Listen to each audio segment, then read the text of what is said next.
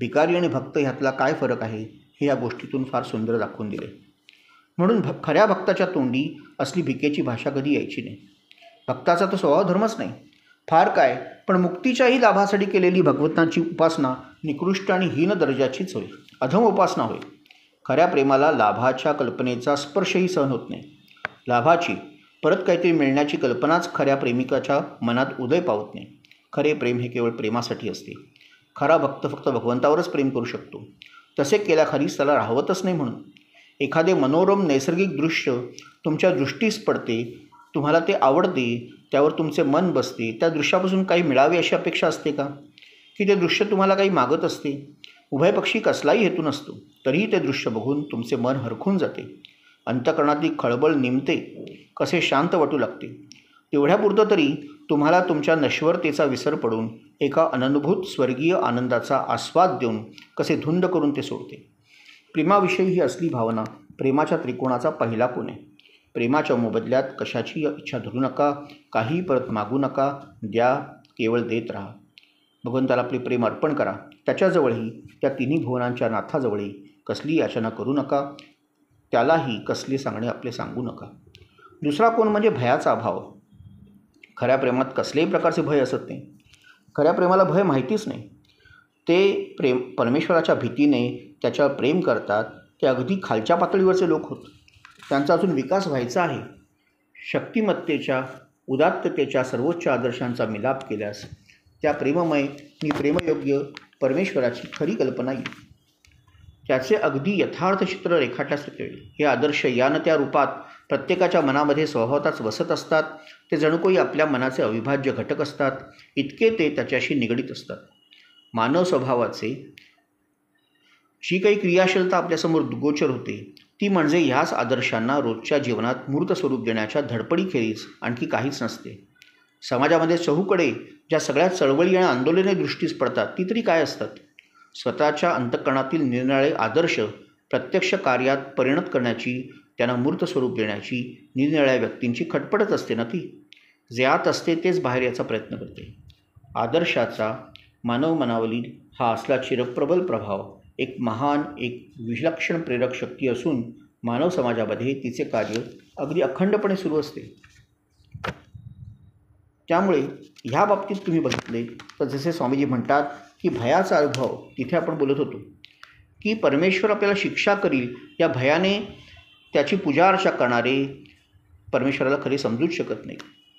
म्हणजे एक विराट पुरुष असून त्याच्या एक हातात चाबूक आहे, दुसऱ्यात राजदंड आहे, आणि आपण जर त्याची आज्ञा पाळली नाही तो आपल्याला शिक्षा करेल, ह्या भीतीने जर उपासना होत असेल तर अशामध्ये खरी उपासना होत नाही. ही हीन दर्जाची उपासना आहे. आणि त्यामुळे ह्या अपक्व दशेला, अपरिपक्व दशेला उपासनेची सुरुवात म्हणता येईल, पण तो काही खरा आदर्श नव्हे. ज्याच्याबद्दल तुम्हाला प्रेम वाटायचे त्याच्याबद्दल भय कसे वाटू शकेल? प्रीती तिकडे कशी होऊ शकेल? प्रेमाचा धर्मच आहे की ज्याच्याविषयी प्रीती वाटू लागते त्याच्याबद्दलची सगळी भीती नष्ट होते. भीती आली म्हणजे भीती गेली. खरे प्रेम हे अशा प्रकारे सर्व भयांवर मात करत असते. अशी कल्पना करा, नव्यानेच आई झालेली एक तरुणी रस्त्याने जाते आणि एक कुत्रा भुंकत तिच्या अंगावर धावून येते. ती काय करेल? भयाने कापत समोर दिसेल त्या घरात जाण्याचा प्रयत्न करेल. आता अशी कल्पना करा की तीच तरुणी बाहेर पडली आहे आणि एक सिंह कोणीतरी येऊन तिच्यावर झडप घालत आहे. मागच्या आणि ह्या आत्ताच्या परिस्थितीतील फरक एवढाच आहे की तिच्या कमरेवर तिचे लाडके मूल आहे. ती काय करेल? कुठे जाईल? ती त्या सिंहाच्या जबड्यात जाईल, जेणेकरून मुलगा जिवंत राहील, ते तान्हुले वाचेल, आणि म्हणून ती बेधडक त्या सिंहाशी सामना करेल. हे पोटच्या गोळ्यावरचे प्रेम तिच्या मनातले भय नष्ट करून टाकते, तिला निर्भय बनवते. असाच प्रेमाचा स्वभाव आहे की ते भयाला पूर्ण जिंकते. भय होते कशाने? न जाणो जगाशी आपली ताटातूट होईल, जगाला आपण दुरावून बसू, ह्या स्वार्थी भावनेतून भय निपजत असते. स्वतःमध्ये गुरफटून जाऊन माणूस जितका जितका संकुचित, क्षुद्र आणि स्वार्थी बनतो तितके तितके त्याचे भय वाढते. मी यत्किंच कुचकामाचा आहे अशी ज्याची भावना, त्याला भयाने पछाडलेच म्हणून समजा. आणि तुमची स्वतःबद्दलची ही अशी तुच्छपणाची भावना जितकी जितकी कमी होईल तितके तितके तुमचे भय ही घटत जाईल, असे हे निश्चित समजा. जोवर तुमच्या ठाई भयाचा लवलेशही शिल्लक आहे तोवर तुम्ही प्रेमाला पारखेच राहणार. तोवर तुम्ही प्रेम करू शकणे असंभाव्य आहे. प्रेम आणि भय एका ठिकाणी नांदणे अशक्य आहे. ज्याचे भगवंतावर प्रेम आहे त्यांना भगवंताचे भय कधीही वाटणार नाही. Do not take the name of the Lord thy God in vain. प्रभूचे नाव उगाचच्या उगाच घेऊ नका. हा आदेश, ही कमांडमेंट ऐकून खऱ्या भगवत भक्ताला हसूच येईल. प्रेमाच्या धर्मात भगवंताच्या अनादराचा जागाच कुठे? उगाचच्या उगाच घेऊ नका हा प्रश्न आलाच कुठे? कारण कुठल्याही भावनेच्या अपेक्षेच्या शिवायच तर ते घ्यायचे. कुठल्याही क्षणी ते घ्यायचे. कुठल्याही रीतीने, कुठल्याही पद्धतीने, कुठल्याही कारणाने जितके घेता येईल तितके ते घ्यायचं आहे. आणि जितके तुम्ही घ्याल तितके त्याचे प्रेम तुमच्यावर वाढतच जाईल. इथे भयाला कुठेही थारा नाही. त्याचे नाव घेणे तुम्हाला आवडते, त्याला आवडते, मग त्यात कसला आला आहे विधी आणि कसला आला आहे निषेध?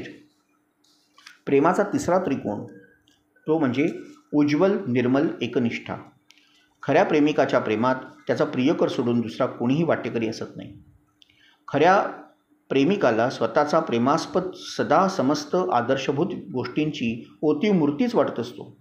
त्याला आपल्या प्रेमास्पदापेक्षा श्रेष्ठ वा उच्च असे उभ्या त्रिभुवनात काही गवसत नसते. नव्हे, आपला प्रेमास्पद म्हणजे सर्वोच्च आदर्शभूत वस्तू होय अशी भावना होईपर्यंत खरे प्रेम निर्माणच होऊ शकत नाही. आता मानवी प्रेमाला अनिष्ट वळण लागून पुष्कळदा ते नको त्या व्यक्तींवर जडते हे खरे.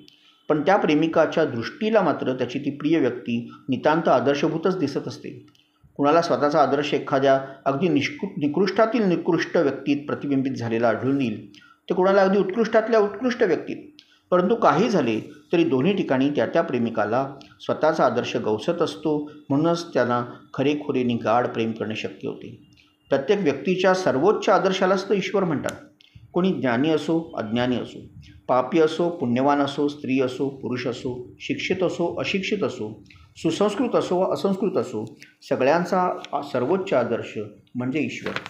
सौंदर्याच्या, शक्तिमत्तेच्या, उदात्ततेच्या सर्वोच्च आदर्शांचा मिलाफ आणि त्याला प्रेममय, प्रेमयोग्य परमेश्वराची लीला, त्याचे प्रेम याच्यात घडून जाणे हाच तर खरा भक्तियोग, हाच तर खरा प्रेमयोग. स्वामी विवेकानंद भक्तियोग व्याख्याने.